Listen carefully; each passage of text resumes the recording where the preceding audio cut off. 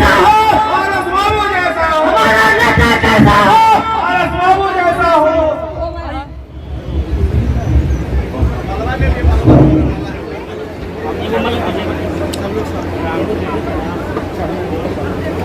आज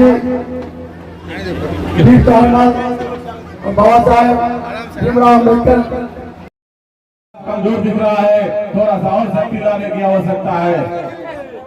बाबा चौहान अमर रहे, बाबा साहब भीमराव अम्बेडकर अमर रहे, बाबा साहब भीमराव अम्बेडकर अमर रहे, स्वर्गीय रामविलास पासवान अमर रहे, स्वर्गीय रामविलास पासवान अमर रहे। धन्यवाद। ये पशुपति कुमार पारस आपके साथ खड़ा रहेगा, ये पशुपति कुमार पारस आपके साथ खड़ा रहेगा, क्योंकि हम भी उसी वीर वंशज के संतान हैं। बाबा चौहान के, राजा सलेश के कहिए, राहुल को कहिए या रामविलास पासवान जी को कहिए, उसी वंशज से हम सब लोग आते भी।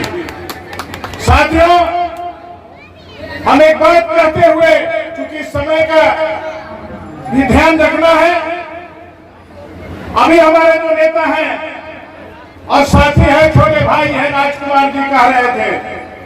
राजकुमार जी आपको बता देना चाहते हैं कि आपने देखा भी होगा, इसी 14 अप्रैल को बापू सभागार में गर्जन के साथ पूरे बिहार के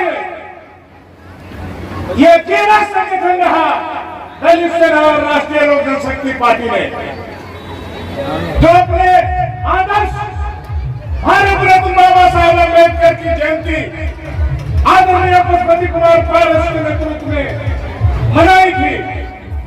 उस जयंती के अवसर पर हम इनके शुक्रगुजार हैं।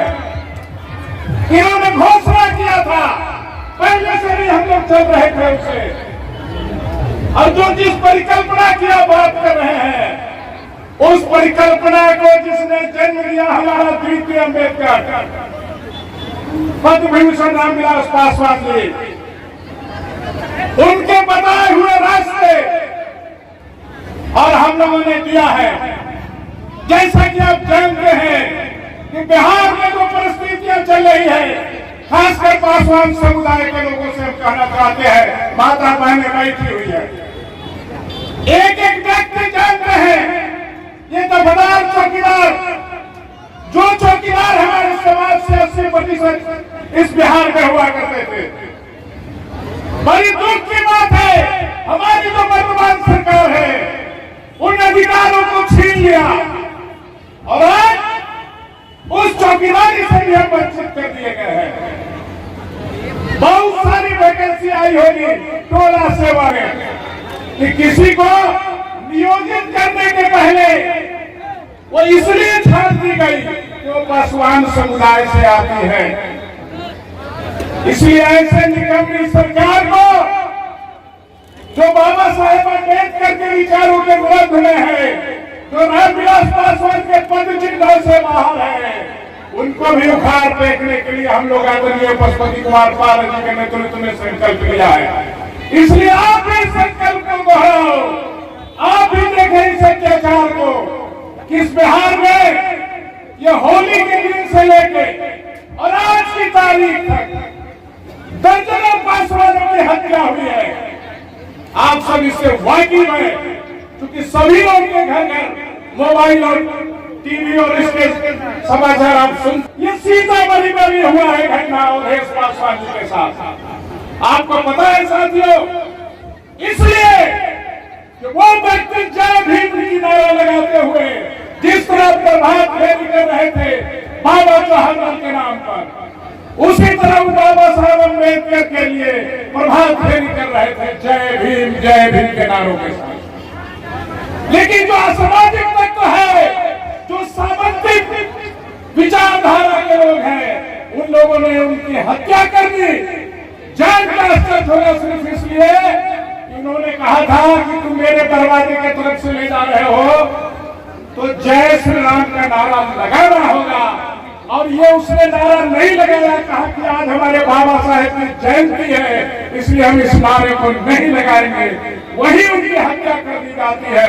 इससे बड़ा घिनौना उदाहरण इस देश में क्या हो सकता है और इस बिहार में क्या हो सकता है। साथियों, इन्हीं शब्दों के साथ, चूंकि हमारे नेता को भी सुनना है आपको, जिनके लिए आप काफी इस गर्मी उमस गर्मी में भी बैठे हुए हैं, अपनी बात समाप्त करते हुए एक बार हम आपको आह्वान करते हैं, आप नारा लगाए, वीर शिरोमणि बाबा चौहर मल अमर रहे,